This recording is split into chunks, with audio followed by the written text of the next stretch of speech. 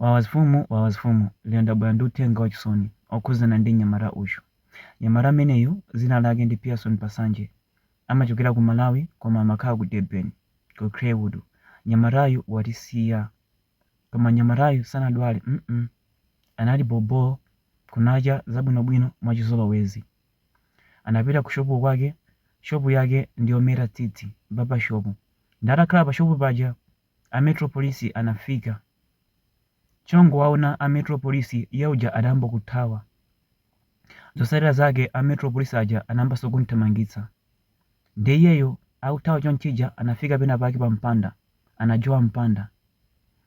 Ndiye kumene anafikira kuja atajowa mpanda sanafike bwino. Anafikira mutu komanso ntchafu. Anavala pa ntchafu amaruka magazi.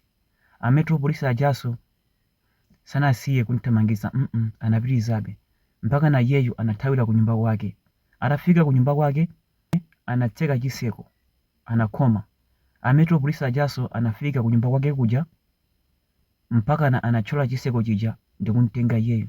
Anampasa mambama kumponya mu vani. Atamtenga ku police station, chongofika ku polisi kutsekula vani anampeza iyeyo atawumiratu. Kenako anamtenga ku chipatala. Kungofika ku chipatala adauza kuti mwabweresa maliro, munthuyu wamwalira, omwe ndi mmene afera Pearson Pasanje. Ndiye pamapeto pake ndingoti mzimu wake usimu mtendere. Komanso akubanja pepani zimakhala zinthu zopweteka kwambiri. Mwana kufa ali kutali ndi makolo ake. Zimakhala zinthu zopweteka kwambiri. Mwana kufera kosaka ndi zinthu zopweteka kwambiri.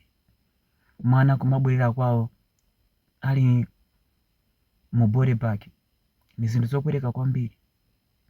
Ndi mzimu wake usimu mtendere.